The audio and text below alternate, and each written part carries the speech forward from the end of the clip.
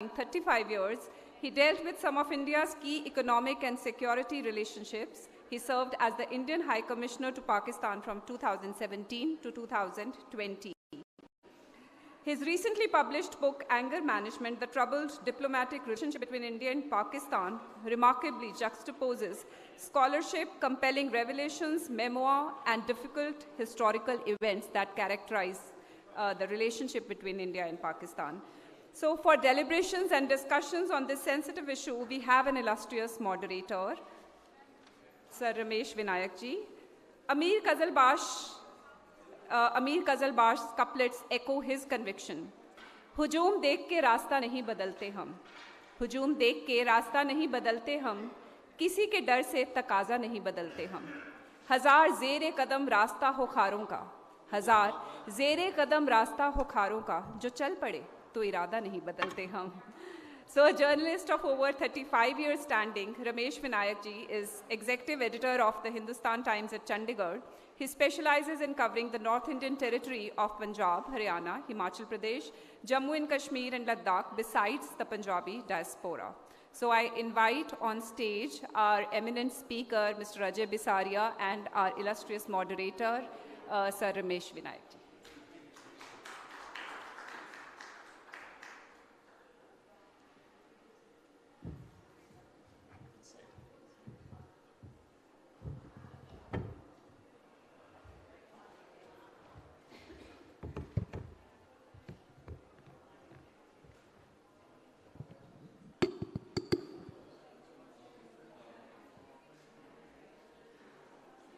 I think we can start. Sure. Yeah. So, very good afternoon, and I'm so pleased to be here. Thanks, Sumita ma'am, for inviting me. When she said that, would you like to be in conversation with Mr. Ajay Bisaria about your book? So my instant reaction was, oh, I have already read his book. It will be absolutely delight to talk about his book. And thank you very much, sir. Welcome to Chandigarh. And I must congratulate you for a fascinating book. One has, because I have been associated with covering Punjab, Kashmir for a pretty long time, so one has kept track of, all the books coming on India, Pakistan.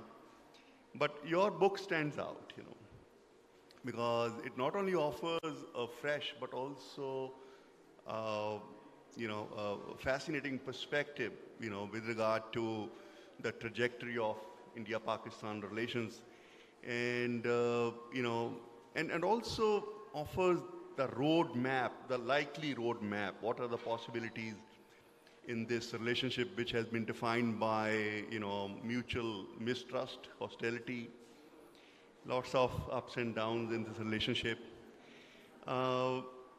Let me ask you this, first question which came to my mind when I learned about your book, and went to the bookshop. It is uniquely titled as Anger Management. I remember when I brought the book home, my wife, she teaches psychology at Punjab University. She asked me, are you reading a book on psychology? I said, well, it is a book about psychology of India, Pakistan, troubled relationship, and you have structured it very well. It is eminently readable, racy, gives you a lot of insight into the way, diplomacy has worked, publicly or behind the scene. How did you decide to call it anger management? Great. I think great question to start with, and thank you, Ramesh, for doing this, and thank you for inviting me here, because I think talking of Pakistan in Punjab is always very special, because I used to say that when I used to come to Chandigarh earlier, that I was serving in West Punjab, and then I was serving in far West Punjab, because from Pakistan I moved to Canada. So both these countries have a very strong connection here, and it's great to be having this conversation here, because Pakistan is quite an immediate issue for Punjab compared to many other states. But on the question of the title, when I looked at the sweep of these 76 years of this relationship, I found that anger and is a strong factor or passion that shines through in the policy making, in the people's attitude towards each other. And this anger has been a metaphor and a motif in the relationship all through. Whether you talk of the foundational anger of partition, the 1 million killed, the 15 million people who were internally displaced, and then the anger about the 4 wars, Pakistan's anger, real or feigned, at the loss of territory, at not getting Kashmir, at losing Siachen, and the anger in India about terrorism and all the terrorism that India has faced in the last few decades. So this has been a constant theme. But equally, when you talk of policy, there has been a theme of management, that the diplomacy has to be about managing this crisis so that it doesn't become far worse. And therefore, the implicit statement there is, we cannot resolve this problem, we cannot resolve and make this adversarial relationship into a friendly one, but we should somehow manage it. So I think very playfully, we decided on anger management as a title. And I think a marketing benefit of it is that if the geopolitics buffs don't buy it, the self-help people might buy it at bookshops. So that's always the plan B. Fabulous, very nice. You talked about, those pivotal moments in India-Pakistan relations. And you aptly say that, it's a basically examination of this India-Pakistan diplomatic engagement, the tempestuous relationship, you call it, through the prism of diplomacy. You have been a distinguished diplomat, and you were expelled from Pakistan, if I can use that word, in the aftermath of nullification of Article 370. If you can share, that moment, how it happened, how it panned out. August 5th is the day when Parliament, passed that kind of law abrogating Article 370.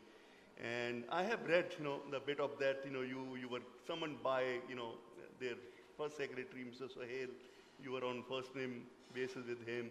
And pretty kind of diplomatic conversation happened between you and him. You were on first name basis, friendly basis with him. Can you describe that moment, how it happened? Because he is the first and only Indian ambassador, who was sent back, And so how did this happen? And how did this influence your decision to write a book? Absolutely. I think that was a key factor. For me, in the 2 odd years I spent in Pakistan, perhaps some of the most interesting moments, if I step back and look as an observer, were the moments when I was asked to leave and the 72 hours that I had. So the way it developed, and before that, the book is really a story of the time I spent in Pakistan, but also the time my 24 predecessors spent in Pakistan. So in order to answer a question, what do you guys do in Pakistan? What do Indian diplomats do in Pakistan? And that I thought the answer about my period of 2 years has to be contextualized with that of what my 24 ambassadors before me did from 15th August 1947, and therefore this story. So that is part of the motivation. But the dramatic moment came on 5th August 2019, as you said. I recall I had sent a WhatsApp message to the then new External Affairs Minister, Jai Shankar, and I had I was on WhatsApp with him, telling him about the strange developments in Pakistan, and he sent me on the morning of that day a cryptic message. He said, "Watch TV at 11." That's all he said. And so I had a feeling, I had visited Delhi a month before that. I'd met Prime Minister Modi, I'd met NSA Ajit Doval, and so I had a sense that something interesting would be happening, but we were more thinking of Article 35A rather than a complete overhaul in terms of Article 370. So when it happened, Parliament took that decision. There was a good deal of chaos in Pakistan. It hit them as a complete surprise. This decision, they knew something was missing, something was afoot. There were troops in Kashmir, but they didn't really guess it could be something as dramatic as this. And so there was a good deal of chaos and a feeling that something major had happened. And I think part of the problem that Pakistan faced was a strong overreaction to that moment. So they had summoned that day the Western diplomats, and one of them said, look, why don't you speak to the Indian diplomat, the Indian High Commissioner, because he is very close to the government. He'll be able to give you responses. So I was summoned by the then Pakistan Foreign Secretary at 6 in the evening. And it was a stiff meeting, although we had a good personal relationship. He read out a piece of paper which said very seriously that, the government of Pakistan condemns in the strongest possible terms, and it had words like India's siege of Kashmir and so on. And I had to push back at the meeting and give India's point of view that there was no change in the borders, that this was completely internal to India and so on. So that meeting ended, and at that point I did not have any inkling that I may be asked to leave. But the reaction was snowballing, that in Pakistan the popular mood in their parliament and among the people as well was do something about it. And so somebody stepped up in parliament a couple of days later and said, what is the Indian High Commissioner doing this? He should be asked to leave.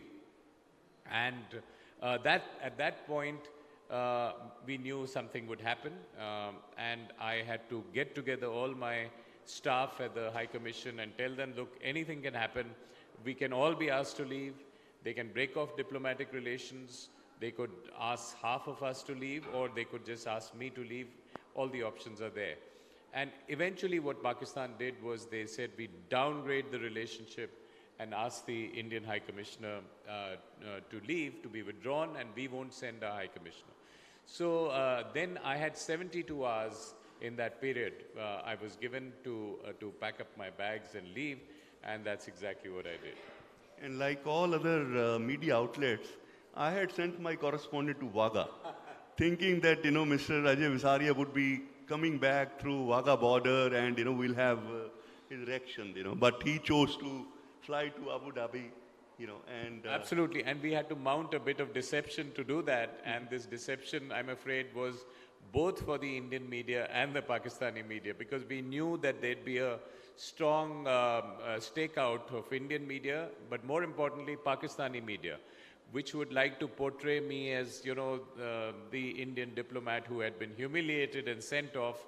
And so we actually made a dummy booking from Amritsar to Delhi in Air India so that everyone assumed I would be coming. But on the last day, a few hours before, I got a ticket from Delhi from a flight from Islamabad outside. So without giving any notice, I took that flight rather than give everyone, or especially Pakistan's electronic media, the pleasure of filming my departure. Our kind of relations with Pakistan, since then have been in a deep freeze. We all know that. But a lot has changed, in Pakistan, in India. Talking about Pakistan, you also make reference to that shift from geostrategic to geoeconomics, which, as you argue, that is not only seen as an acknowledgement of failure of that jihadi approach, but also, sense that Pakistan's economy is in dire straits, and we have also seen India adopting a more muscular approach with regard to Pakistan. You call it proactive, Active defense. active defense. Yeah, that's right. Uh, so where do the relationships stand now? If you can tell us, are there still any back channel active? Now we have a civilian government in place in Islamabad. We are going to have a new government 2 months down the road. Where do you see India-Pakistan relationship moving from here to the next level? Right. So, as you said, in Pakistan, some things are changing and some things remain the same. So, what in strategic terms was a strategic culture of revisionism, that we want Kashmir.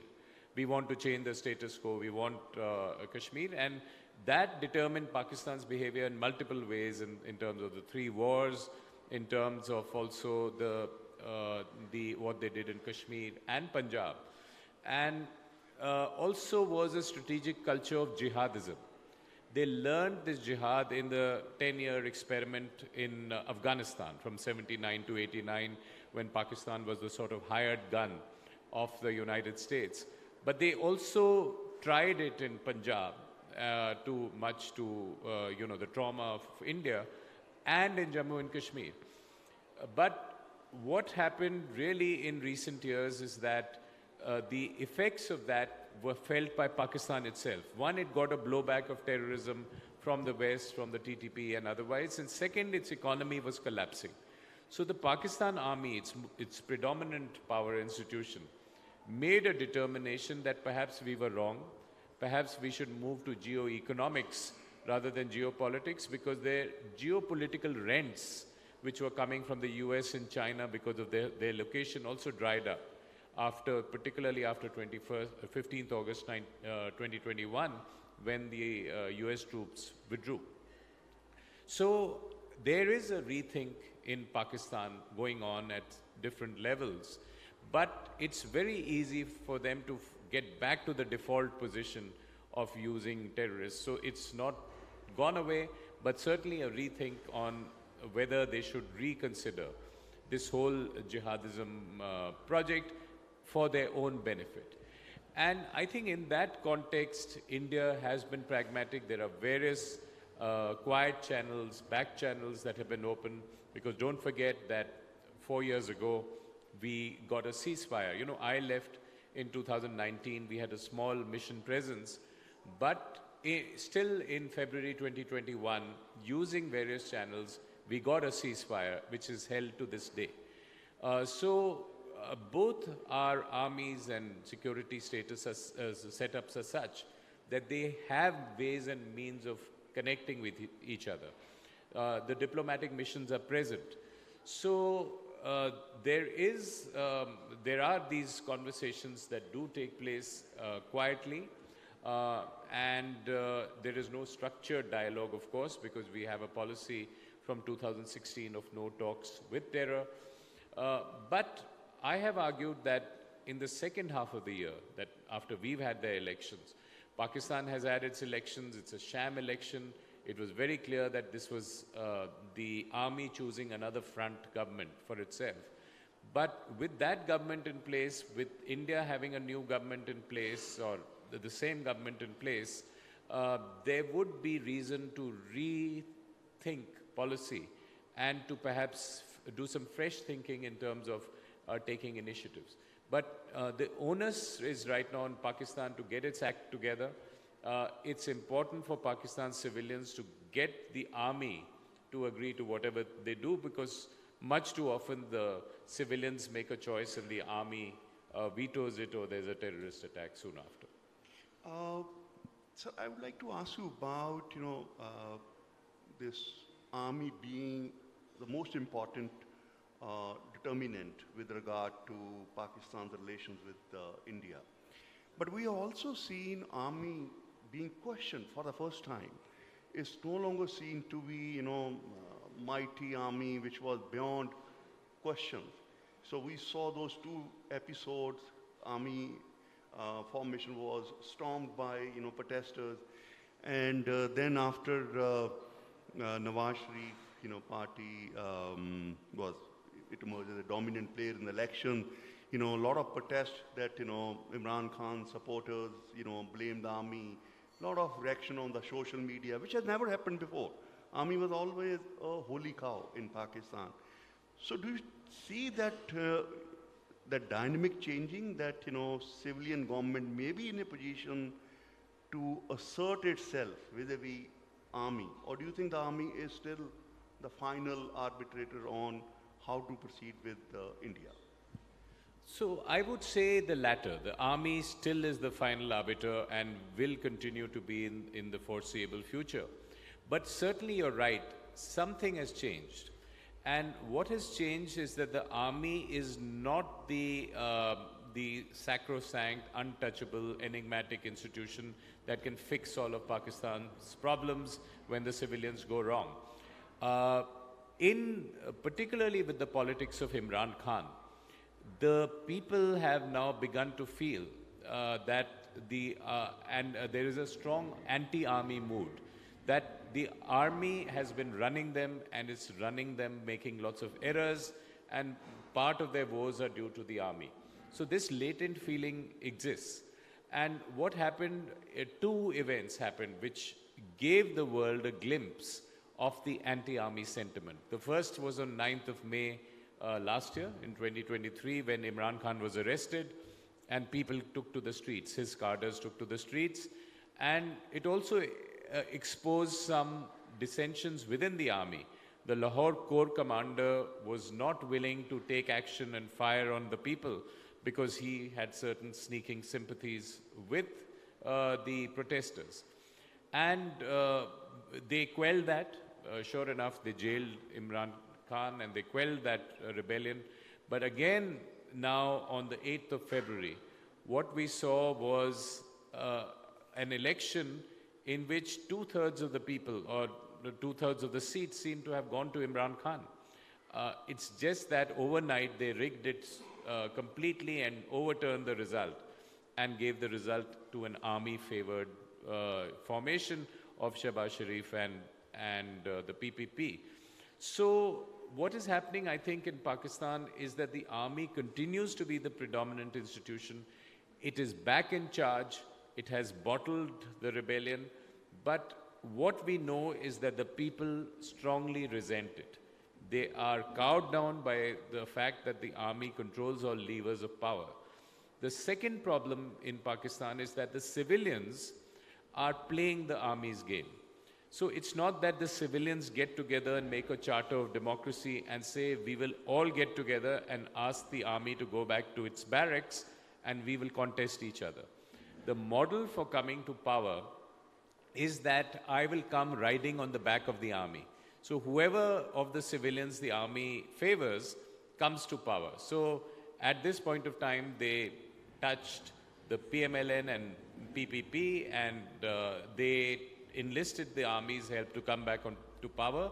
But they are all totally, compliant about or complicit in putting Imran Khan, the third party, in jail and out of contention.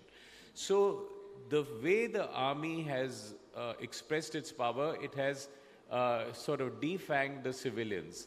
And they don't have the courage to question the army because the army is so powerful that they have to play this game of seeking the army's favor for coming to power. So like India-Pakistan relationship, the popular mood in Pakistan has also been very volatile.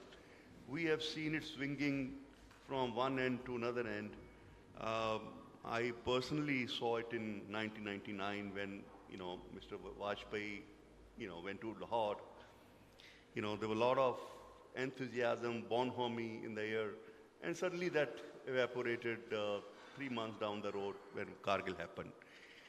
What is your sense on the popular mood now? We have always known that there are doves, there are hawks in Pakistan. Or to phrase it differently, we say that there's a peace constituency in Pakistan, the size of which may keep changing with the passage of time, but there is a strong kind of constituency which bats for friendly relationship or normal relationship with India. What is your sense on that constituency? I think you're right. There is a peace constituency, and there is, in fact, a lot of latent goodwill in Pakistan for India, and also equally there's a lot of latent ill will because of the fact that the official narrative portrays India as the enemy. So there is a lot of latent ill will. You mentioned 99. And, you know, in my judgment, in the last 76 years, that was perhaps the biggest, boldest, most courageous peace initiative that India took. Because when Vajpayee decided to get onto the Lahore bus and go there, and the mood in Pakistan for those who went there was completely reciprocating that sentiment and accepting this with an open heart. So when, you know, Vajpayee went to the Minar-e-Pakistan and there were public receptions, the song that was playing was Baharo Phool Barsao Mera Mehboob Aaya Hai. And, you know, there were wet eyes and people were emotional. There was Devanand and there were all those folks who had strong roots in Pakistan. So that was a strong emotional moment, but it lasted just 3 months. Because at that, the one person who was not convinced that this was the right thing, in fact, he said later this was all hot air, was Musharraf. And he had a strong hatred for India. So, in a sense, it really doesn't matter if 95% of Pakistan is with you or it has a strong positive emotion about India. The 5% that controls Pakistan, the army and the establishment, is the one that matters because they are the ones doing Kargil, they are the ones who started the 65 war, or they are the ones who will encourage the terrorists to launch attacks. So we have to deal with the Pakistan that decides.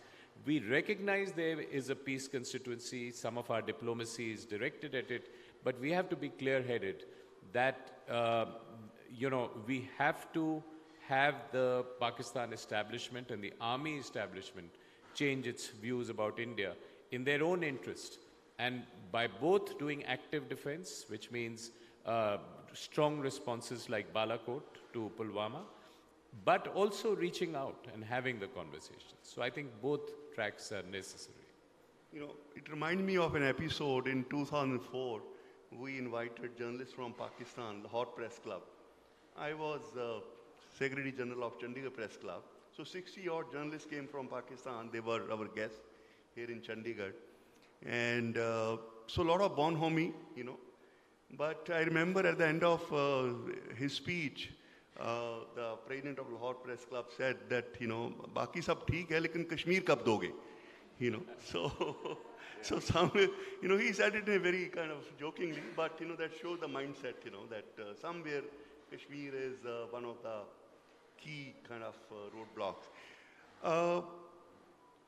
You know, you also talk about, you know, that we need to have a calibrated diplomatic engagement, which also takes into account the fact that any peace initiative by Pakistan's government has an explicit or implicit backing of the army, you know. So we need to engage the Pakistani army, you know, in a quiet or, you know, in a direct manner. How do we take the relationship forward in tangible terms? What are low-hanging fruits which India and Pakistan do to kind of to fix this broken relationship, or, you know, as a tentative step forward to take it out from the deep freeze that it is in? Right. You know, a lot of the elements of a possible peace, a sustained peace, have been talked about even in the recent past. So, you know, when the famous divorce between Bajwa and Imran Khan took place, Army Chief Bajwa and Imran Khan, after that, both of them were leaking a lot to the media. And one of the things that General Bajwa said was that we were in discussion with the Indians, or he said it to some journalists who reported it, was that we do a 20-year freeze on the Kashmir issue.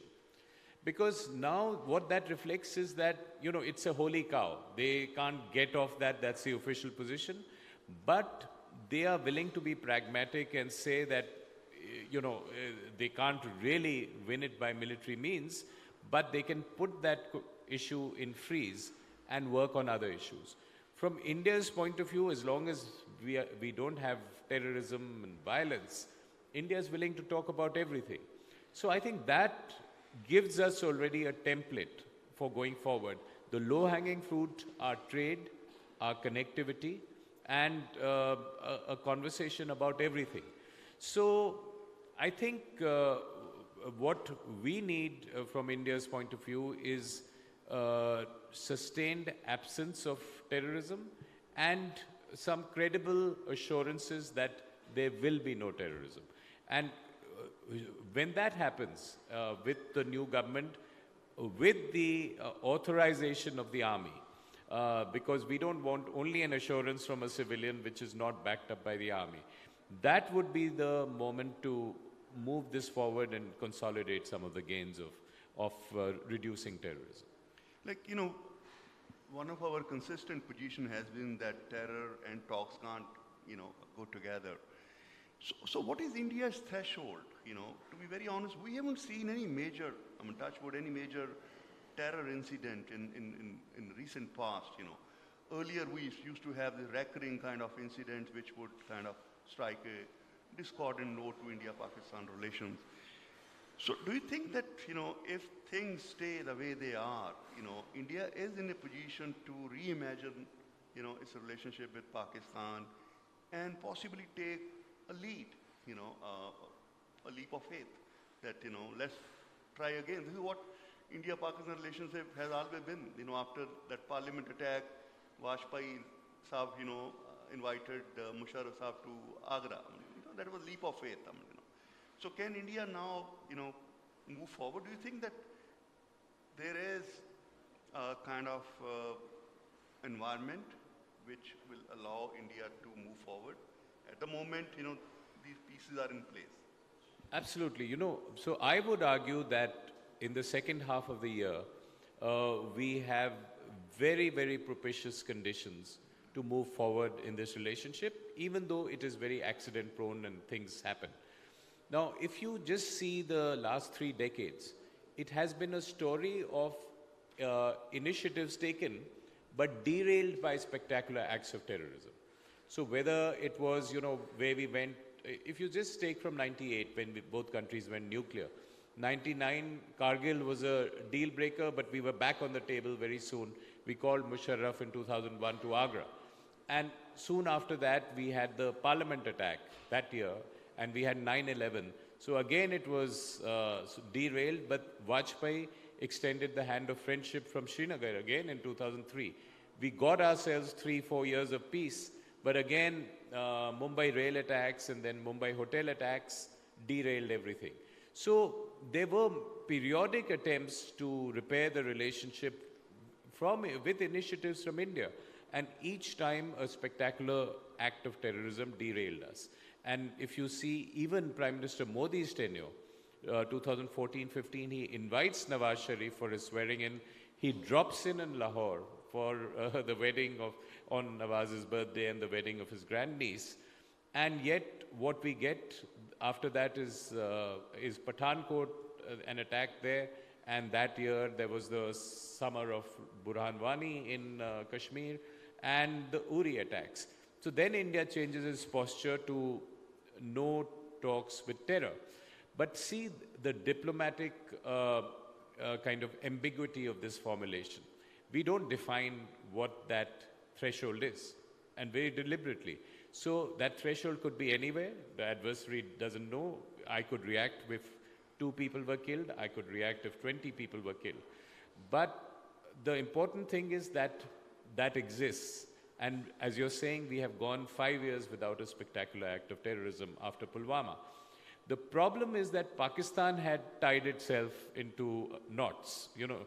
Basically Imran Khan painted himself in a corner by saying no talks with Article 370. So their official condition is until India reverses Article 370, we can't talk. Now that is not a clever formulation because in diplomacy, you leave some doors open. You don't slam them shut. So it is for you don't slam them shut. So it is for Pakistan now to climb back from that position to have a face saver of some kind, India's position is ambiguous enough.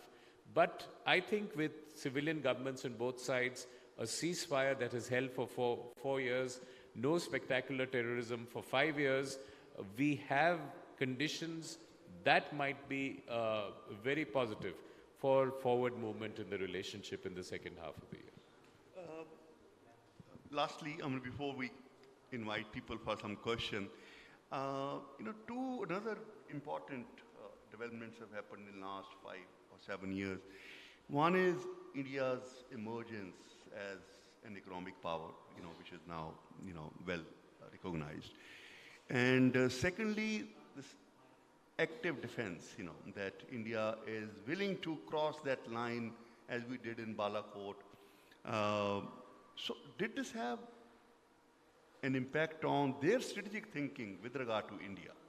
That India is no longer what it used to be, that, when we used to show that strategic restraint, whether it's Kargil or Mumbai attacks, but now India has moved to the next level, Absolutely.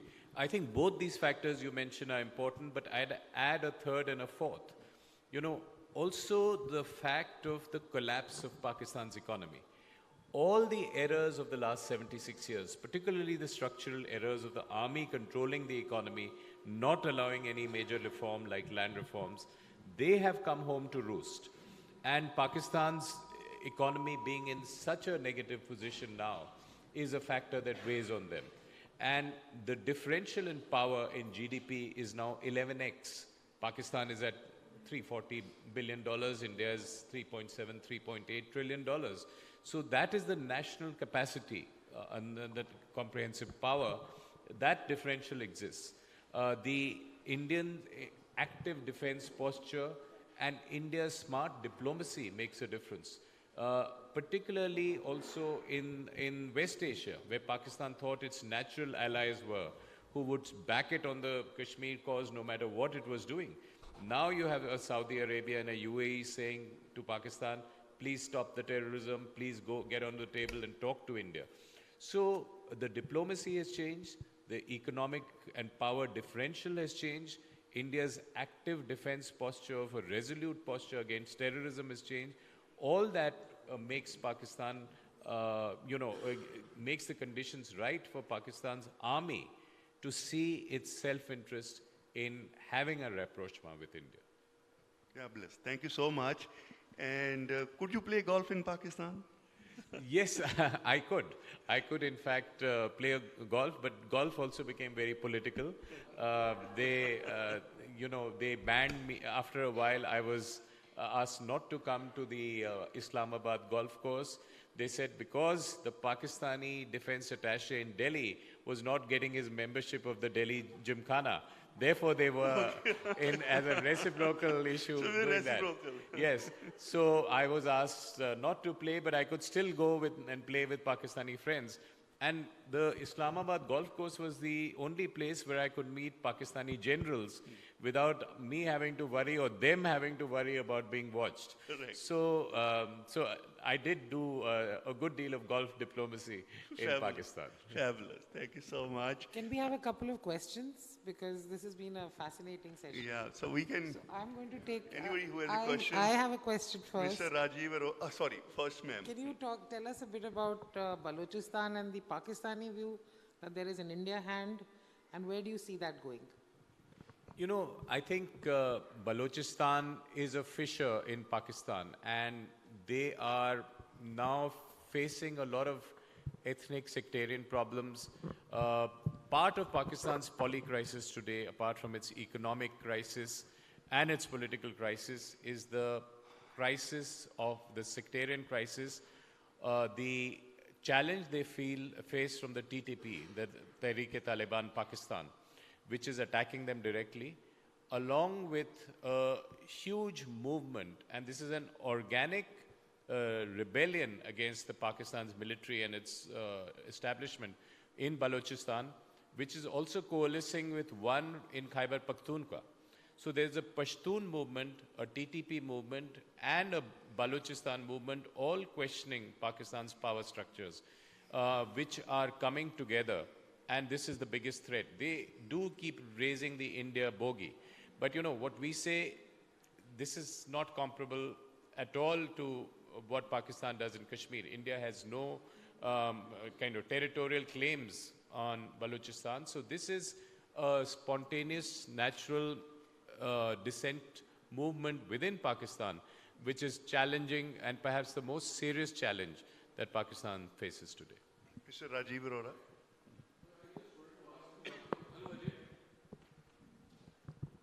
Rajiv is my batchmate. Yeah. Welcome to Chandigarh. It was a very nice conversation. So Ajay, what I wanted to ask was that generally speaking, as you said, that whenever it comes to India-Pakistan, so in the case of Pakistan, there has been, even if there has been a groundswell of public opinion, but at least the 5 to 10% people who are molding the public opinion or kind of manipulating it, since they have always done it against India and against the kind of dialogue which the general public might like to have. My fear is that in the last 4 or 5 years, ever since we have had the downgrading of relations, not only the establishment part of the Indian side, but even the public also, which you can see very well in the social media and the general population and the way kind of it evokes emotions during the elections and everything, it is becoming equally difficult on the Indian side also now to engage in dialogue with the Pakistan. Because a lot of people have started kind of thinking that probably a muscular approach is a much better approach and that is the only way they listen.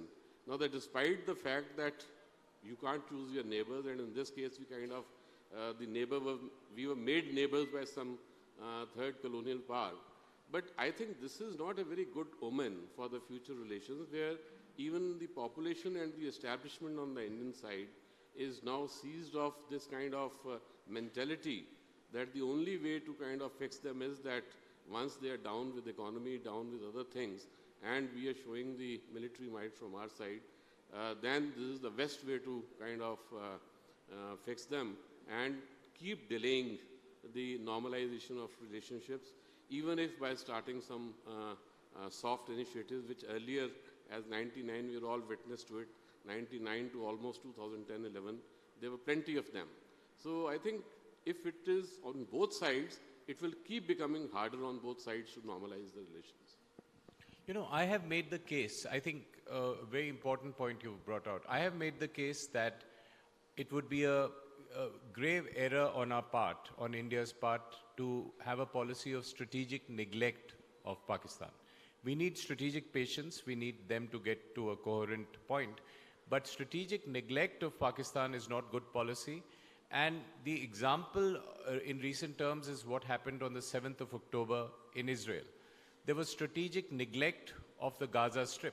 They thought that this is a problem that is over, this won't bother us anymore, and what happened was a huge terrorist attack. So I would agree with you that we need to engage with this problem because it is a serious nuisance, a serious problem.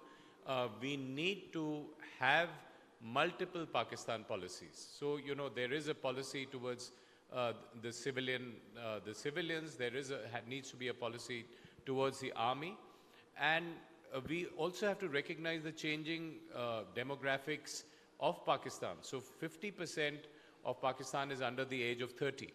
Young people there have similar aspirations, and the other side of the social media problem that you're saying, that a lot of people peddling hatred and so on, is that you will see in Pakistan social media a lot of admiration for India, a lot of positive benchmarking of India. Look at what Modi has done for India. Why don't our leaders do this? And that kind of positive benchmarking is something you see. But again, it's an abnormal country. In a democracy, that would find expression in policy. But even if 70% of the people think so, 70% of the people might think Imran Khan is the best bet, but the army overrules them. So I think we need to be cognizant of the fact that this is a critical, a very important relationship, also because of the potential dangers it holds for India. We should engage with it, and I think we should engage for the purpose of consolidating the gains of reducing terrorism. and we do it at a place and time of our own choosing. And I feel the time will come in the second half of the year when we should have multiple policies, active defense against terrorism, accompanied by creative and flexible diplomacy, engaging different sections of Pakistan society. As we are running out of time, we can take just one last question very quickly. Yeah. Yes, And very brief too. this is about the abduction of teenage girls since their conversion and then marrying them to middle-aged guys whose daughters and sons are older than that girl. My question is, like, what is the justification for that? Whatever lame it may be. Like, even if they come to the court gives them to those new husbands. Second, where are the activists, civil society? I've seen there are a lot of courageous Pakistani people who speak against army, who have gone to jail, like Imam Hazri, Arshad Ali too. And third one, regarding anger management, we talk about anger management. How do you control your anger? Then, Okay, so quick answer. You know, in Pakistan, we have to recognize that it is the army rules with an iron hand. They've quelled the rebellion, they've quelled the street protests, they did not allow people to choose the leaders they wanted. So the army continues to be, whether we like it or not, the most powerful institution which can control people's views and people's rebellion and impose its will. So we are dealing with an abnormal neighbor where an army is determining policy, and that is the reality we have to accept. I think on that note, we'll end the session. Thank you very much. But anybody who is interested in understanding India-Pakistan relationship, history, dynamics, future, I would strongly recommend this book. It's a fabulous book. Thank you so much for this valuable insight, Mr. Ajay Bisaria and Mr. Ramesh Vinayak. It was a really, really indeed a wonderful session.